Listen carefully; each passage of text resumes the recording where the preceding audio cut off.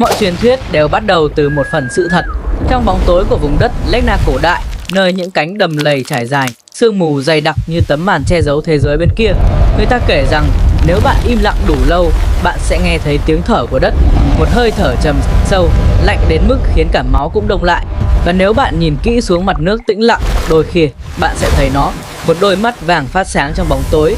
Giờ thì like, đăng ký và xem đến cuối video để không bỏ lỡ cuộc đối đầu giữa Hydra và Leviathan, nơi biển cả quyết định ai là kẻ thống trị thật sự. Nguồn gốc của ác thú Hydra.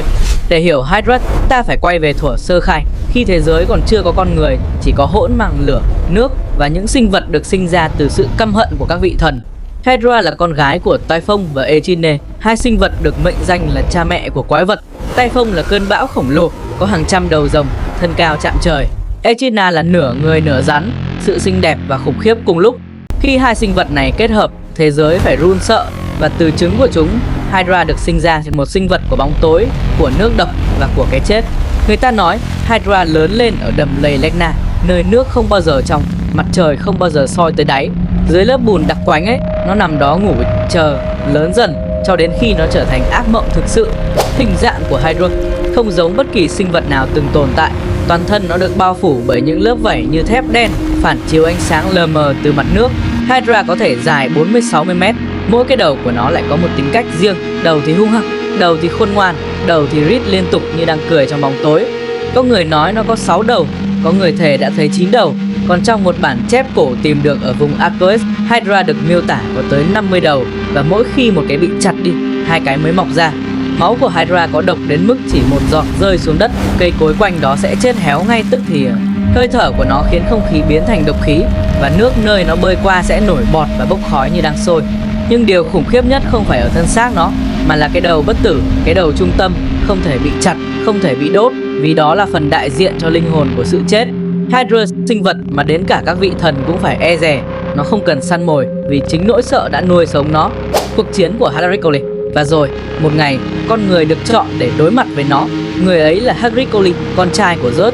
Người anh hùng phải thực hiện 12 nhiệm vụ bất khả thi để chuộc tội, và Hydra là nhiệm vụ thứ hai. Khi Heracles đến Legna, không khí đặc quánh như có ai bóp cổ. Mỗi hơi thở đều mùi lưu huỳnh, mùi chết chóc. Dưới mặt nước, Hydra đang chờ.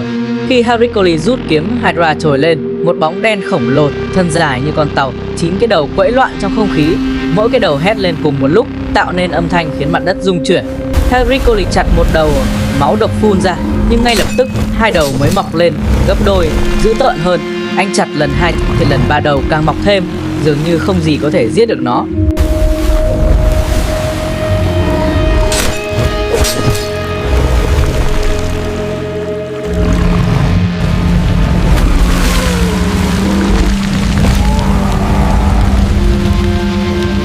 May thay, người cháu Aiolos của Heracles nghĩ ra kế, mỗi khi Heracles chặt một đầu, anh dùng đuốc đốt cháy cổ, ngăn không cho đầu mới mọc. Ngọn lửa cháy bừng, bốc khói độc, nhưng lần này Hydra không thể phục hồi. Cuối cùng chỉ còn lại cái đầu bất tử. Heracles chặt nó ra chôn sâu dưới tảng đá lớn, nơi ánh sáng không bao giờ chiếu tới. Nhưng đó chưa phải là hết. Heracles sau đó dùng máu Hydra tẩm vào mũi tên, thứ vũ khí giết chết mọi thứ nó chạm vào. Và chính thứ độc ấy sau này đã khiến Heracles chết trong đau đớn. Kết thúc cuộc chiến, cả anh hùng lẫn quái vật đều để lại vết sẹo trong lịch sử. Hydra không chỉ là câu chuyện về một con rắn khổng lồ, nó là biểu tượng cho vấn đề không thể bị tiêu diệt bằng sức mạnh. Mỗi khi bạn chặt một đầu, hai đầu khác lại mọc lên, như những sai lầm nối tiếp, những tội lỗi nhân đôi, hay những cuộc chiến không hồi kết. Đó là lý do trong tâm lý học hiện đại, người ta gọi những vấn đề khó giải quyết là hiệu ứng Hydra. Trong chính trị, trong xã hội, trong chiến tranh, Hydra tượng trưng cho sự tái sinh của cái ác, cái mà bạn chỉ có thể ngăn chặn bằng trí tuệ, không phải bạo lực.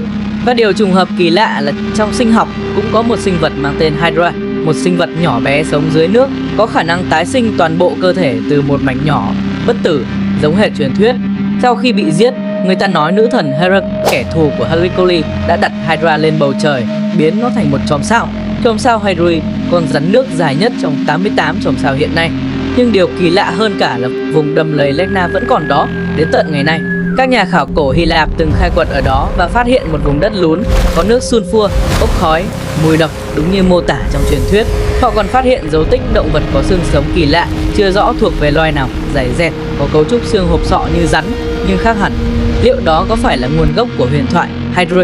Hay đơn giản, con người cổ đại đã nhìn thấy thứ gì đó mà chúng ta chưa từng biết tới? Có lẽ Hydra chưa bao giờ biến mất, nó chỉ đang ngủ dưới mặt nước chờ hơi thở kế tiếp. Cùng tồn tại trong truyền thuyết chính là Leviathan, con quái vật hỗn mang mọi người vẫn nhầm lẫn với Hydra. Leviathan trong ngành khoa học nghiên cứu về các thực thể quỷ dữ, Leviathan không chỉ là sinh vật thần thoại mà còn được xem là một trong 7 hoàng tử của địa ngục. Hắn là tội đồ của sự đố kỵ và ganh tị, là kẻ canh giữ cổng địa ngục và là biểu tượng của sự hỗn loạn và thù hận. Người ta tin rằng linh hồn nào sa ngã vì ghen ghét hay đố kỵ sẽ bị Leviathan nuốt trọn và giam mãi trong bụng biển sâu. Hắn chính là ngọn lửa xanh đen dưới đáy đại dương, là hơi thở của Satan và là bức tường ngăn giữa thế giới người sống và địa ngục. Trong các bản chép cổ, Leviathan được mô tả như một con rắn biển khổng lồ dài hàng trăm mét, lưng phủ hàng nghìn lớp vảy sáng như kim loại, không thứ vũ khí nào xuyên thủng nổi. Mỗi khi Leviathan trồi lên mặt nước, sóng cao như núi, bầu trời đen đặc mây, và người ta nói rằng khi nó há miệng, ánh sáng ban ngày cũng biến mất. Hơi thở của nó là ngọn lửa địa ngục, làm nước biển sôi lên như vạc dầu.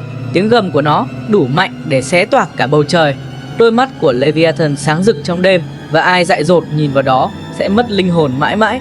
Có 3 lý do chính khiến hai sinh vật này thường bị so sánh, thậm chí bị nhầm là một, cùng là sinh vật nhiều đầu. Trong nhiều bản chép cổ, Leviathan không có hình dạng cố định, nhưng mà đôi khi cũng được mô tả có nhiều đầu, tương tự Hydra, đều sống dưới nước và gần địa ngục. Hydra sống ở hồ Lerna, nơi người Hy Lạp tin là cổng xuống âm phủ, còn Leviathan được cho là cư ngụ ở biển sâu nhất, gần vực thẳm, được xem như cửa ngõ tới hỗn loạn. Hai biểu tượng, hai cánh cổng địa ngục khiến người đời dễ coi chúng là cùng một thực thể trong hai tôn giáo khác nhau, đều là biểu tượng của sức mạnh không thể kiểm soát. Hydra quái vật tái sinh không ngừng, Leviathan là con quái vật không thể bị giết. Một bên là ái lực của sự sống vô tận, một bên là hiện thân của cái chết vĩnh hằng. Một con sống trong truyền thuyết Hy Lạp, một con đến từ kinh thánh cổ, nhưng cả hai đều được sinh ra từ cùng một nỗi sợ về đại dương. Vậy nên nếu chúng thật sự gặp nhau thì sẽ thế nào? Ngoại hình, khi cơn ác mộng mang nhiều khuôn mặt, Hydra sinh vật nhiều đầu rắn, mỗi cái đầu như có linh hồn riêng, mắt sáng như lửa và răng nanh nhỏ nhưng chứa độc tố có thể giết chết cả thần thánh. Mỗi khi một đầu bị chặt, hai đầu khác mọc ra dữ tợn hơn, khát máu hơn. Toàn thân phủ lớp vảy đen xanh, sáng lấp lánh khi ánh trăng chiếu xuống mặt hồ Lerna. Còn Leviathan, một con rắn biển khổng lồ to đến mức có thể quấn quanh cả một hòn đảo. Lưng nó là lớp giáp tựa thép, không mũi tên nào xuyên thủng. Cái miệng khổng lồ của nó khi há ra có thể nuốt cả con tàu chiến. Còn hơi thở của nó là lửa của địa ngục. Nếu Hydra là cơn ác mộng của đất liền thì Leviathan là nỗi kinh hoàng của đại dương. Sức mạnh là một tái sinh, một hủy diệt. Hydra sở hữu khả năng bất tử sinh học, tái sinh không giới hạn, và máu nó chứa độc tố khiến vạn vật thối rữa chỉ trong vài giây. Harquin từng mất mạng nhiều lần nếu không có ngọn đuốc thiêu từng vết thương để chặn nó mọc đầu mới. Trong khi đó, Leviathan là thần thú hủy diệt, có thể gây ra sóng thần và bão tố chỉ bằng một cú quẫy đuôi. Khi Leviathan trỗi dậy, biển sôi lên và người ta tin rằng ngày tận thế sẽ bắt đầu. Nếu Hydra đại diện cho sự sống vĩnh hằng thì Leviathan là cái chết bất tận, biểu tượng hai mặt của hỗn mang. Hydra là biểu tượng của sự tái sinh, nhân quả và tội lỗi không thể tiêu diệt. Chặt đầu một tội lỗi, hai tội lỗi khác sẽ mọc lên. Nó là hình ảnh ẩn dụ cho con người càng cố tiêu diệt cái ác lại nhân đôi. Leviathan lại là hiện thân của tội lỗi nguyên thủy, đại diện cho cơn thịnh nộ của Thượng Đế và sự hỗn loạn trước khi thế giới hình thành. Trong Kinh Thánh, chỉ có Đức Chúa Trời mới đủ sức tiêu diệt Leviathan, chứ không một vị anh hùng phàm trần nào.